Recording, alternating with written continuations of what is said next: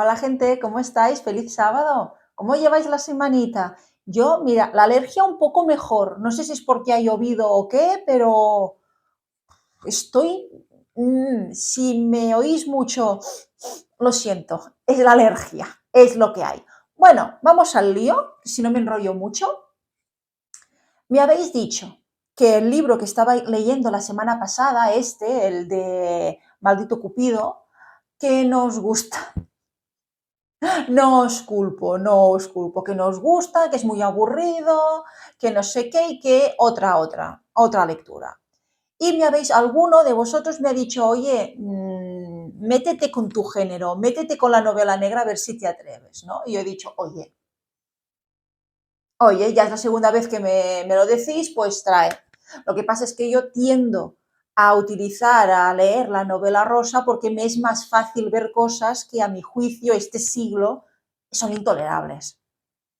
Por ejemplo, el anterior vídeo, que en este siglo se escriba un libro diciendo que la feminidad, yo no soy femenina, hostia, no, por Dios, o sea, no, no, encasillar a la gente, no. O sea, vive y deja vivir tú. Esto crea conflictos, crea traumas emocionales, crea inseguridades para nada y sobre todo crea bullying. Sobre todo es un motivo de diferenciación, de exclusión y de burla. Esto está caducado ya. Ya os lo he dicho muchas veces. ¿Te comes comida caducada? No, ¿verdad? Pues espero que me digas que no. Así que, bueno, vamos a ir de frente con una novela negra. ¿Os acordáis que me fui a una merienda literaria, un berenar literari con otros escritores en Torroella de Montgrí? ¿Os acordáis que salí en la tele y todo? Pues bueno, aquí compré este libro, este de aquí, que se llama La noche de Dambala, o Dambalá, no sé. Yo solo sé que es un demonio, creo que africano, el Dambalá, pero no me pidas más. De Jordi Soler, ¿vale? Y me lo dedico, claro, evidentemente. Estábamos ahí dedicando libros, ¿veis? No sé si se ve, me lo dedico. Me pone, per la Cristina, companya de lletres i crims. En Jordi Soler. Pues oye, me encantó la sinopsis, ahora os la voy a leer enseguida. Y vamos con a ver qué sale. Quejicas, dice. Dio 4 pasos y la vio. Una cría. 18 o 19, a lo sumo. Delgada y con el pelo revuelto y largo hasta el pecho. Ojos rasgados, labios carnosos, pómulos muy marcados y nariz recta, y mucho más fina que la mayoría de las negras que había visto. Una preciosidad, hasta con la mueca de pánico que le crispaba el rostro. La carnicería empezaba justo por debajo del esternón. ¿Veis? Esto me gusta a mí. Que estés leyendo algo y de pronto te dan el giro. Podría ser perfectamente la descripción de alguien que acabas de ver. 18 años, a lo sumo, delgada, pelo, pómulos, no sé qué, no sé qué, no sé qué. Y las dos últimas líneas. Una preciosidad, vale, hasta aquí estamos todos de acuerdo. Una preciosidad, hasta con la mueca de pánico en el rostro, que dices, está viendo un cadáver y dices, esto me gusta a mí, esto lo hace el género negro. El rosa no es de sorpresas, no es de pensar mucho ni de sorpresas, no, no. Bueno, sinopsis. Madrugada, zona franca de Barcelona. En la radio del coche patrulla de Luis Artigas suena un 10:50. Alguien la ha palmado. La víctima resulta ser una joven nigeriana brutalmente asesinada, ¿será? Siguiendo lo que resulta ser un ritual vudú. Artigas, un agente quemado y bajo sospecha de ser corrupto, emprenderá una inesperada búsqueda de los responsables de este crimen. Su única aliada será Mónica Vidal, una periodista que necesita una historia como el aire que respira, y a quien también asedian sus propios demonios. En La noche de Dambala, una novela magistralmente escrita, con un ritmo endiablado, con el pulso narrativo de los clásicos del género, con el tono irónico y la mirada dura, cínica a veces, incisiva siempre de los mejores narradores de la novela negra más descreída, más callejera, Jordi Soler nos muestra una Barcelona esquinada y grasienta por la que pululan personajes en los que no siempre reparamos, encabezados por un policía, Lluís Artigas, llamado a convertirse en mítico antihéroe y nos confirma a su autor como una de las voces más sobresalientes de nuestro panorama narrativo. Me llama mucho la atención tú, así que no dudé nada en comprarlo, y más habiendo el autor ahí. Empezamos, capítulo 1. Los polis de verdad nunca echan la pota en la escena de un crimen. Eso solo lo hacen los de pega. Los de las pelis americanas malas, donde los personajes pueden permitirse semejantes lujos, porque luego ya no vuelven a salir y se la suda quedar como un puto idiota. Pero en la vida real, esa donde los coches no arden a las primeras de cambio, las puertas se mantienen impasibles cuando las patean y la gente guapa escasea, el pobre diablo que cediese a la necesidad de echar la papilla delante de un fiambre sería carne de chiste hasta el día de su fiesta de jubilación. El cabo Lluís Artigas tenía hecha suficiente mili para mantener la cena en su sitio, pasara lo que pasase, pero ni así estaba preparado para lo que le esperaba en un descampado de la zona franca, aquel jueves de marzo, en plena madrugada. Escuchó el aviso en la radio del coche patrulla sin inmutarse. Tenían un 1050 en la calle de la Farola, junto al antiguo faro del Llobregat. Sin darse cuenta, la fina línea de sus labios se arqueó en una mueca amarga.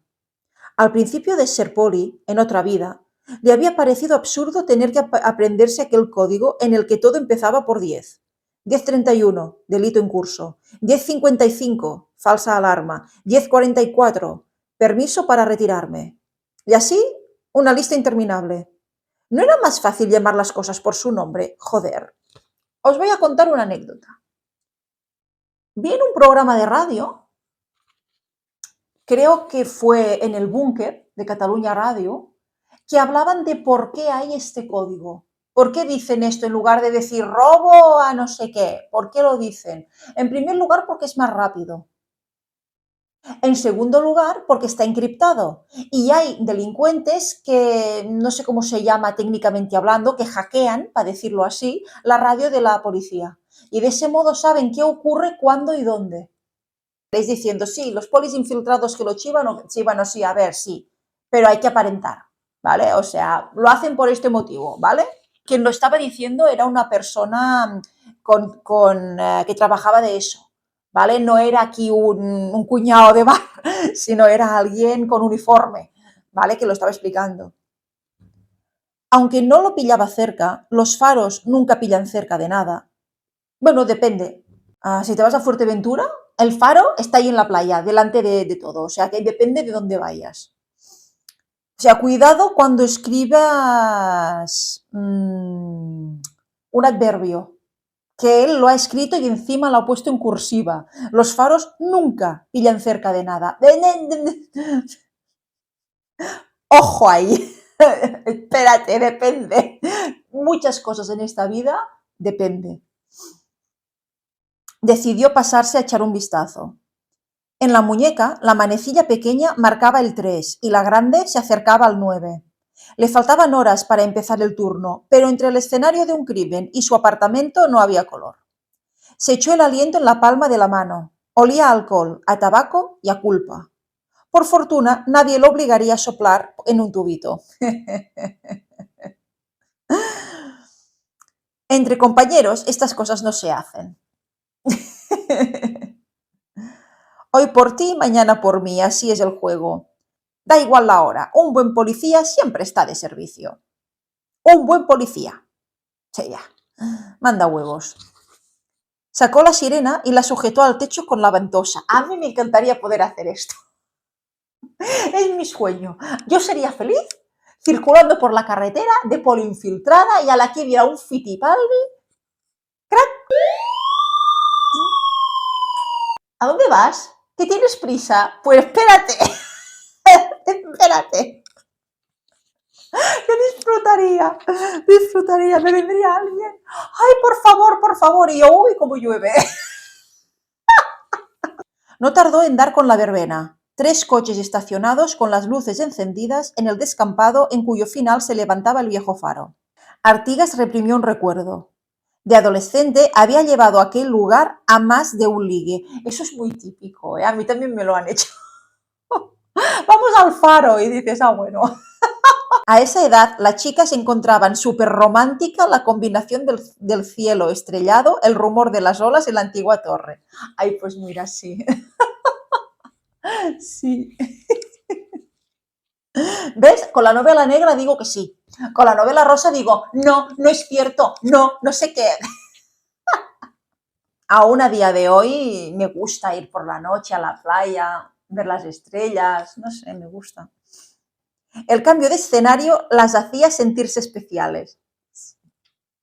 Y eso, amigo, no fallaba nunca.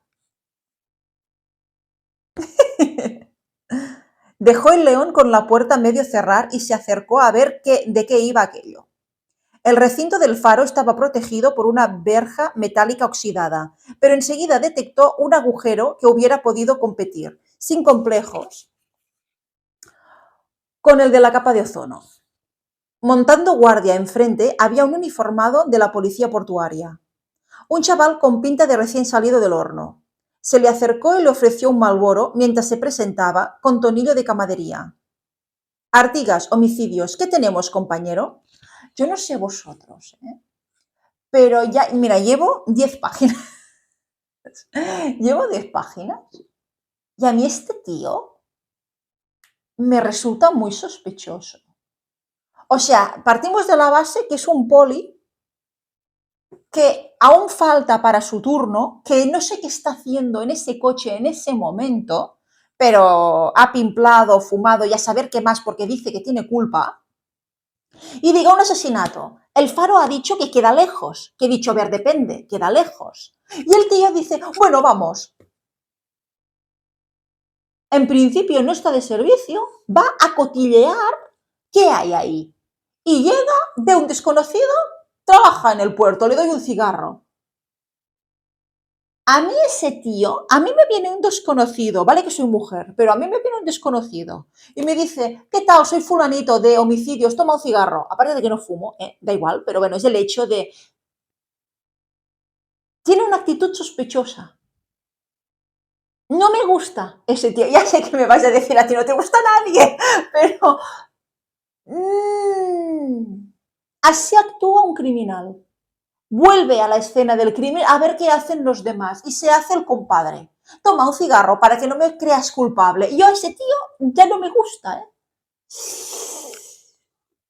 ¿eh? El muchacho rechazó el pitillo, bien hecho, con ademán enérgico y volvió a maravillarse de lo rápido que habían llegado. Joder con los de homicidios. He dado el aviso, no hará ni un cuarto de hora y esto ya parece una convención. ¿Qué pasa? ¿Os pone venir al puerto a meneárosla? Más o menos, le soltó, encendiéndose uno él. Pero a mí nunca me ha gustado meneármela solo. ¿Ves cómo me cae mal? Pero a mí nunca me ha gustado meneármela solo. Es mucho más divertido cuando me lo hace tu hermana. Gilipollas. Por cierto, que te manda recuerdos. Que tu madre hará paella este domingo. Que no llegues tarde. Que la pobre mujer se agobia cuando se pasa el arroz.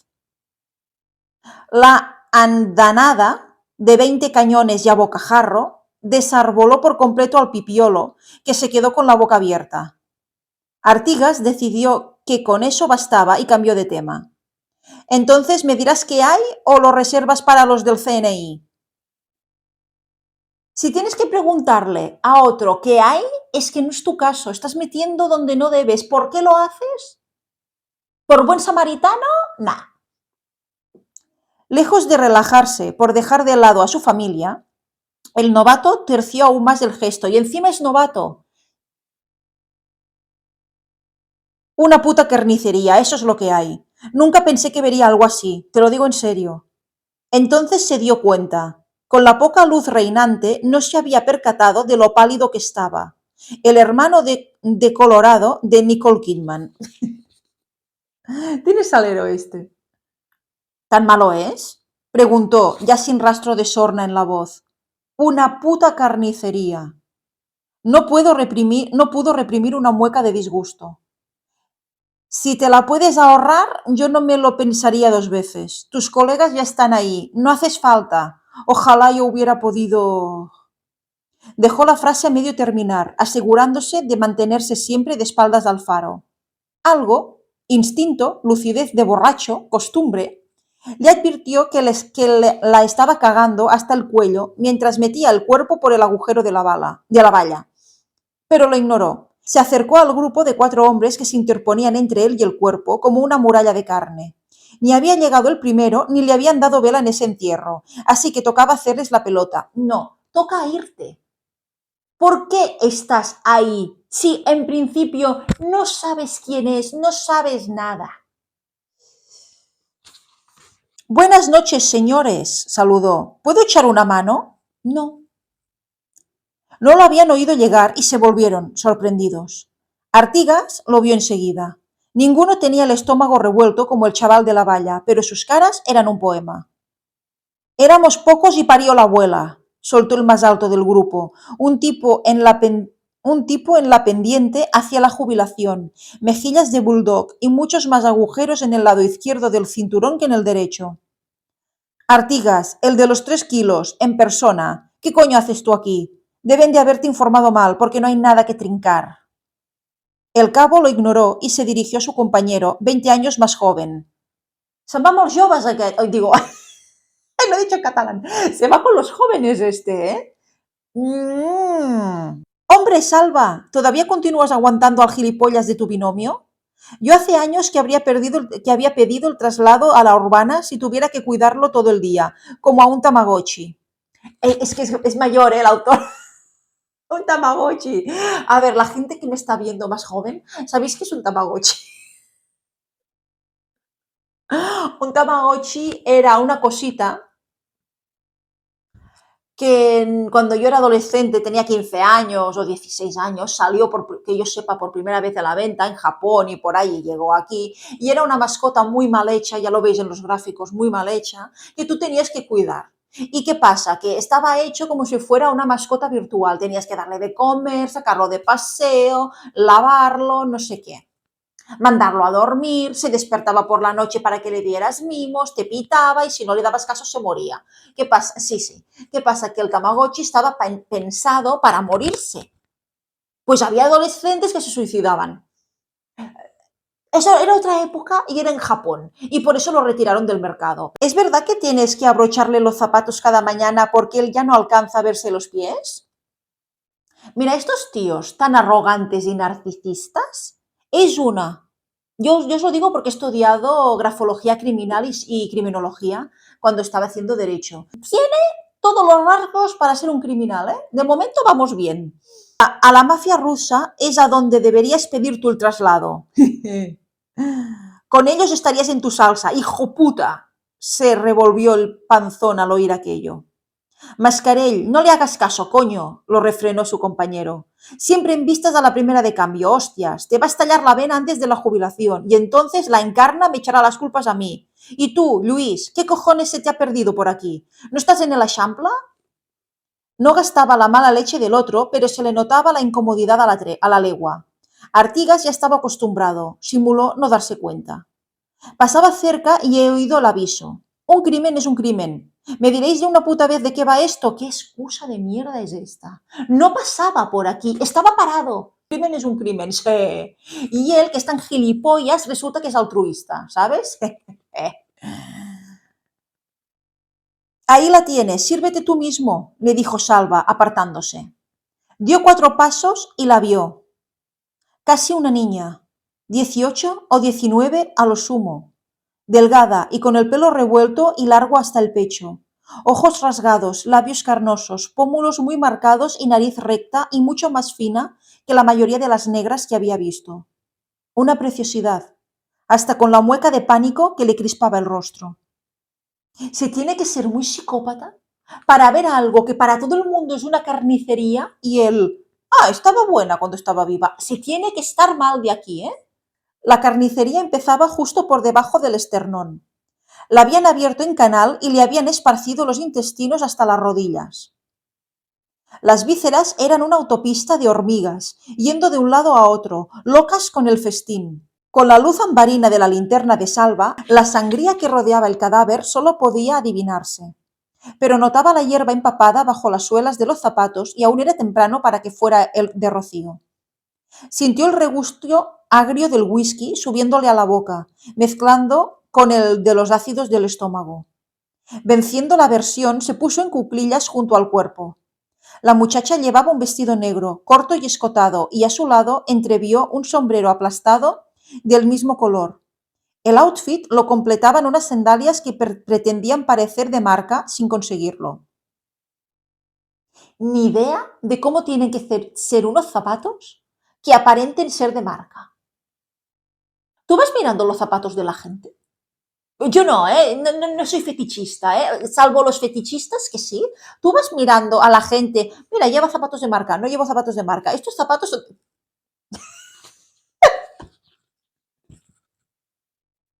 Yo no puedo saber si un zapato es de marca o no. A no ser que tenga la marca ahí muy grande y ponga...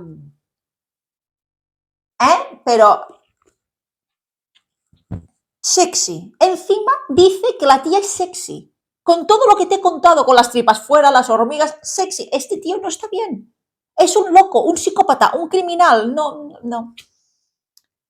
Sexy, pero no tanto como para pensar que se había arreglado para salir a buscar clientes. ¿Perdón? En ningún momento he pensado que fuera prostituta. ¿Perdón? Se fijó en los brazos y las piernas erizados de cortes longitudinales.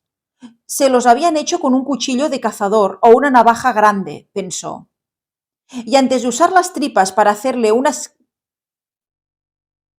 charreteras. ¿Charreteras? ¿Esa palabra existe? Charretera, no la conozco. La busco. Si no, no habría sangrado tanto. Algún hijo de puta se había ensañado con la pobre. ¿Me la prestas, Salva? Le pidió la linterna. El otro se la pasó meneando la cabeza. ¿Qué cuajo tienes, joder? ¿Cuajo es morro? No conozco esta expresión. ¿Qué cuajo tienes? Me imagino que sí. Artigas paseó el haz de luz sobre el cadáver. Le apartó el pelo de la cara con la punta de los dedos. No sé si puede hacerse eso. ¿Está tocando un cadáver con la punta de los dedos? No sé si puedo hacerlo. A veces lo hacen con un boli o con un palo, pero los dedos le habían cortado las orejas y la habían degollado. Después del trabajito en el vientre, aquello no hacía maldita la falta. Pero empezaba a ser evidente que el asesino había querido hacer algo más que matarla. ¡No! ¿En serio? ¿Qué dices? Se apostaría el sueldo de un mes a que el forense determinaría que todo fue ante mortem. Ante mortem es antes de morir. Post mortem, después. También le habían cortado los dedos, ay, por el amor de Dios, le habían cortado los dedos de ambas manos por encima de la primera falange. Volvió a sentir náuseas. Ojalá no hubiera tomado los dos últimos Wild Turkey, que no sé qué es. Un reflejo le llamó la atención. Se sacó un pañuelo del bolsillo de la americana para recoger el objeto que lo había provocado sin contaminarlo. Era una pulsera de la suerte, de plata y con las figuras de unos ositos de peluche colgando. Una joya modesta, casi infantil, chorreando sangre. ¿Qué es esto? Quiso saber Salva. Artigas y la encuentra él, ¿eh? La pulsera, la encuentra él. Artigas levantó el brazo y lo enfocó con la linterna para enseñárselo. ¡Joder, menudo yuyu! Exclamó otro agente que no había dicho esta boca es mía hasta entonces. Le compré una igual a mi sobrina no hará ni un mes. ¿Era de la víctima?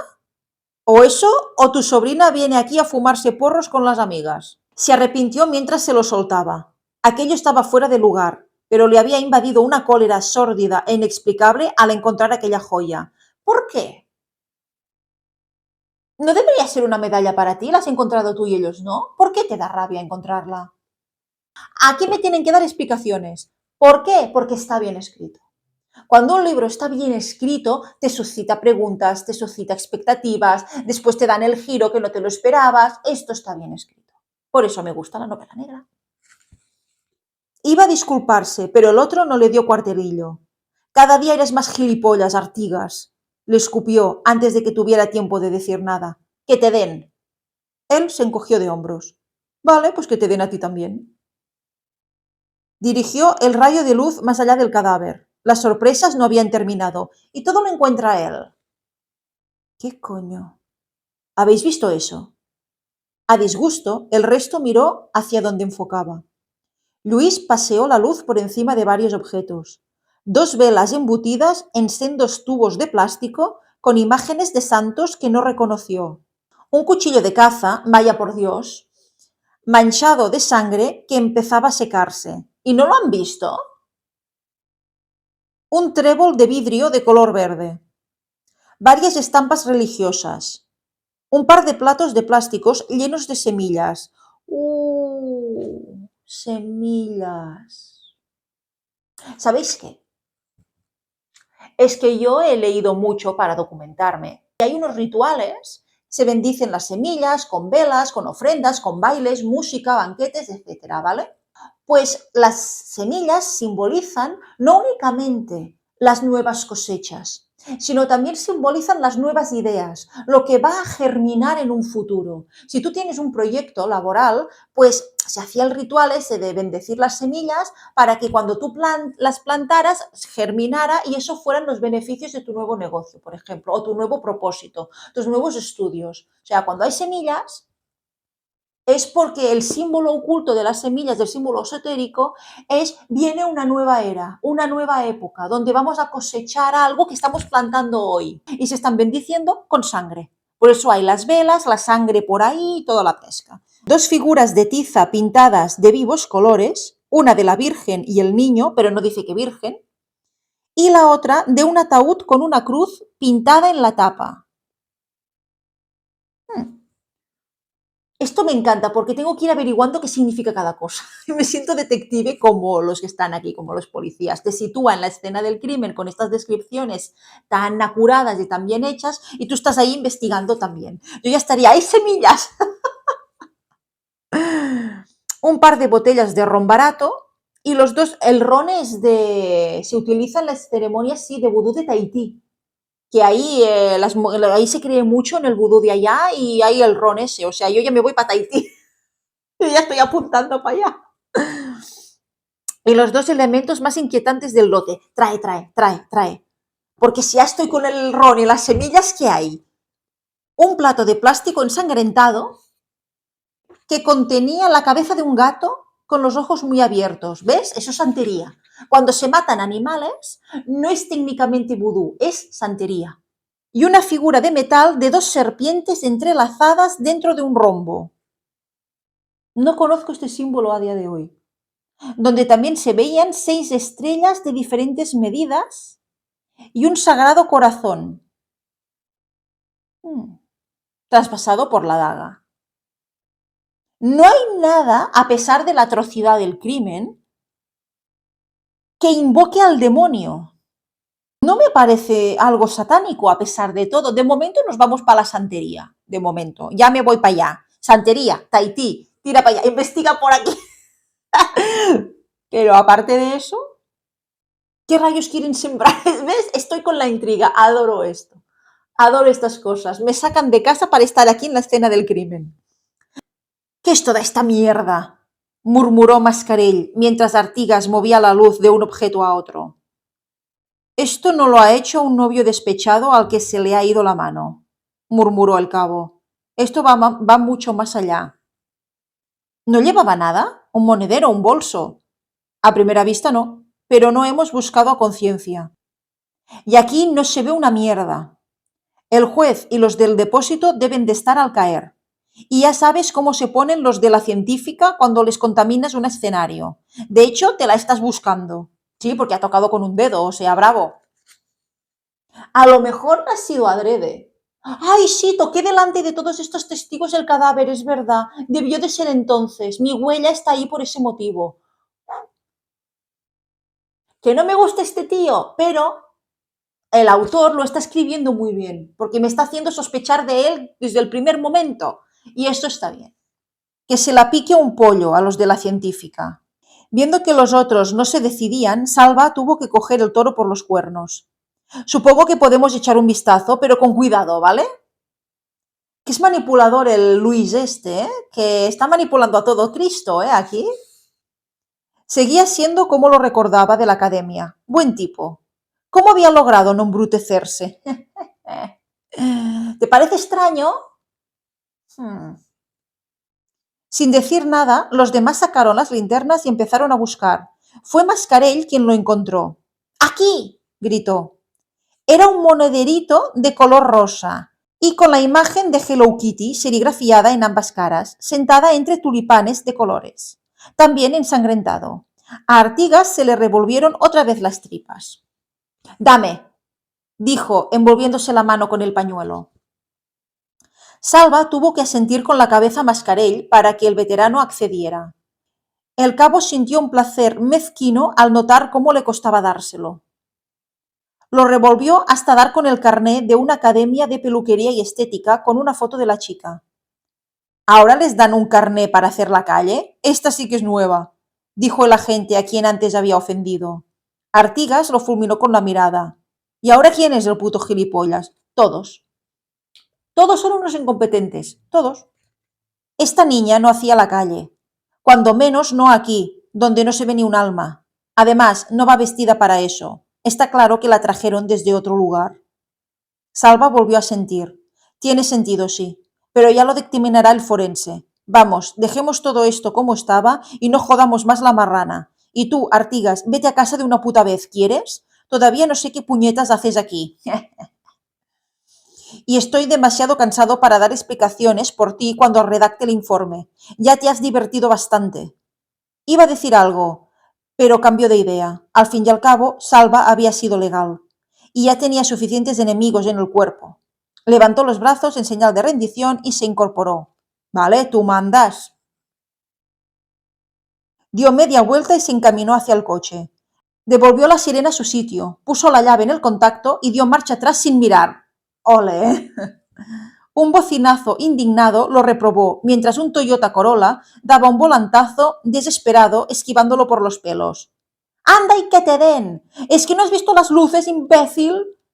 Condujo excitado mientras buscaba un lugar donde hacer un cambio de sentido, estuviera permitido o no. Te he dicho que es un delincuente, hace lo que le sale de. Continuaba con los ojos llenos de imágenes del brazalete de ositos y el monedero de Hello Kitty. ¿Quién podía ser tan hijo de puta como para hacerle algo así a una niña que ni siquiera había aprendido a disfrazarse de mujer de manera convincente? Dio un frenazo. Esta vez no sonó ningún claxon, aunque la maniobra lo pedía a gritos. Salió del coche cagando leches y echó hasta la primera papilla en el arcén. Se limpió la comisura de los labios con el mismo pañuelo que había usado en la escena con aquel maldito monedero de la gatita blanca y el lacito rosa en la cabeza. Luego lo tiró a un lado con un gesto de rabia. Pensó en lo que haría Jubany cuando se enterase del caso. El jefe de homicidios, a quien apodaban el Cardenal, estaría más preocupado de evitar que la noticia llegase a la prensa que de dar con el responsable. ¿A quién le importaba una puta nigeriana más o menos? A él, fijo que no.